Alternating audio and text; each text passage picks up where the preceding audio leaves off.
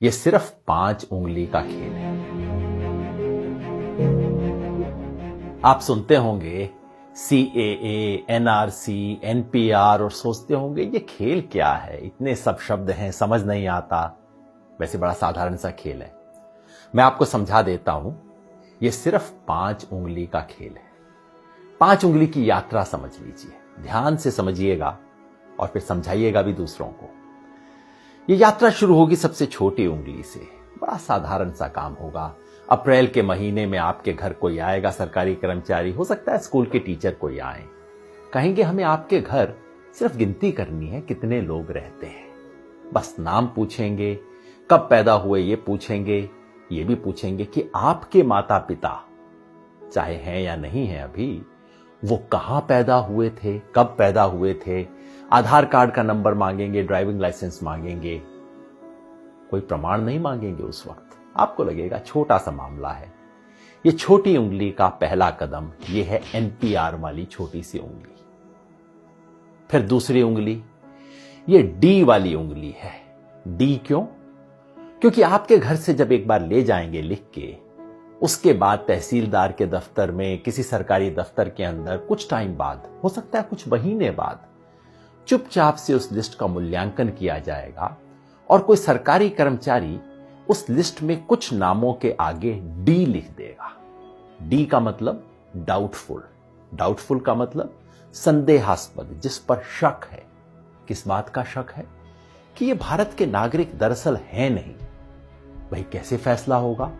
कानून में कहीं नहीं लिखा कैसे फैसला होगा। हो सकता है आप अपने माता पिता की आयु नहीं बता पाए हो, कहां पैदा हुए हैं नहीं बता पाए हो सकता है आधार कार्ड आपके नाम से इशू हो लेकिन आपके पास नंबर ना हो, कुछ भी हो सकता है। किसी भी आधार पे D लगा दिया जाएगा, आपको पता भी नहीं लगेगा, कोई आपसे पूछने भी नहीं आएगा और मामला तीसरी उंगली पर पहुंच जाएगा। ये तीसरी और बड़ी उंगली है, ये है NRC वाली उंगली। जिन लोगों के नाम के आगे D लगा होगा, समझ लीजिए आपके मोहल्ले में 500 लोग हैं, 1000 लोग हैं, उनमें से 50 के नाम के आगे D लग गया। उन 50 लोगों को चिट्ठी आएगी, पूरे परिवार में नहीं।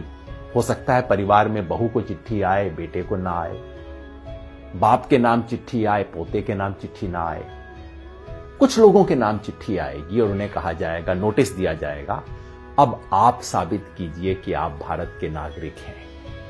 कैसे साबित करेंगे? सरकार ने आज तक नहीं बताया। हमारे पास सिर्फ एक असम का उदाहरण है जहां पहले हुआ है NRC, और वहां क्या हुआ था? ना आधार कार्ड माना गया, ना राशन कार्ड माना गया, ना वोटर लिस्ट में नाम माना गया। कहा नहीं, ये सब नहीं चलेगा, आप प्रमाण लेके आइए कि आप कहां पैदा हुए थे।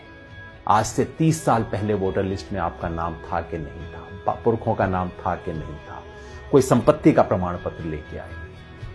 साधारण लोग कहां से जुटाएंगे प्रमाण पत्र? इसके आधार पे उनमें से कुछ लोगों ने जो आधार अपने प्रमाण पत्र नहीं दे पाएंगे, उनका मामला चौथी उंगली पे पहुंच जाएगा। ये चौथी उंगली है फॉरेनर्स ट्राइब्यूनल की। यानी कि कहा जाएगा उस 50 में से समझ लीजिए 10 लोग बच गए जो प्रमाण नहीं दे पाए, जिनके पास कागज नहीं है, 15 लोग बच गए। उनको कहा जाएगा अब आपको आखिरी मौका दिया जा रहा है। ये उंगली आखिरी मौके की उंगली है। आखिरी मौका दिया जा रहा है, फॉरेनर ट्राइब्यूनल है, विदेशियों की अदालत है। अब उसमें जाके आप साबित कीजिए कि आप विदेशी हैं कि नहीं। अगर मुसलमान हैं तब तो कोई चांस ही नहीं है, क्योंकि यहां अब CAA का खेल शुरू हो जाए।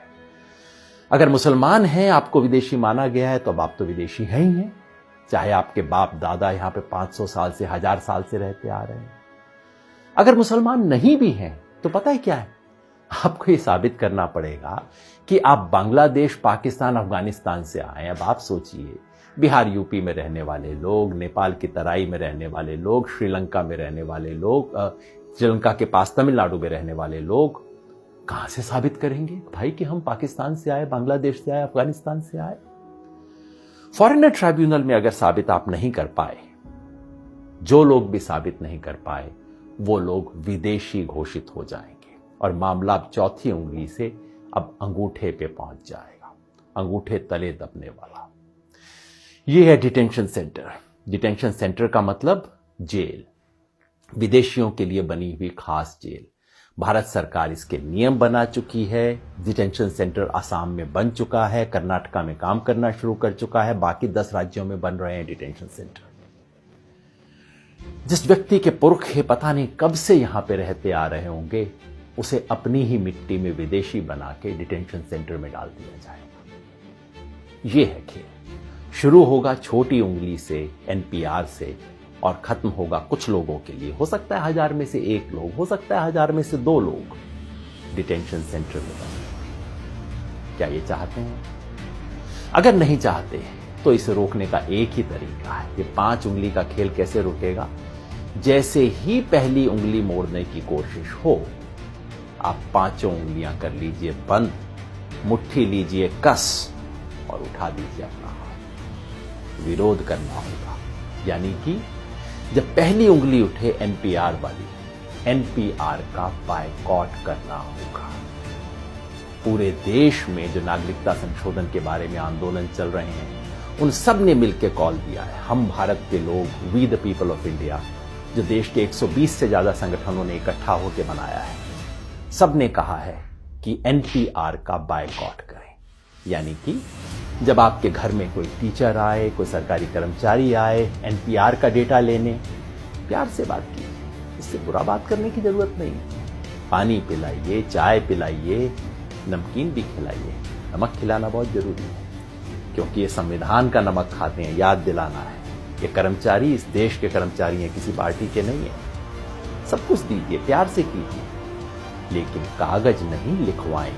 कागज में कोई सूचना नहीं दें, क्योंकि एक बार सूचना दी फिर मामला आपके हाथ से बाहर। कागज नहीं लिखवाएं। और अगर वो कहें कि ये तो कानून है, आपको करना पड़ेगा, उन्हें प्यार से कहिए, मास्टर जी आपकी बड़ी इज्जत करते हैं, लेकिन क्या करें, महात्मा गांधी की इज्जत थोड़ा ज्यादा करते हैं। इस देश के राष्ट्रपिता ने कहा था कि अगर कोई असंवैधानिक, अन्यायपूर्ण कानून है, उसका विरोध करना हमारा अधिकार ही नहीं, हमारा कर्तव्य भी है, हमारा हक भी है, हमारा फर्ज भी है। इसी रास्ते पे हमें चलना होगा।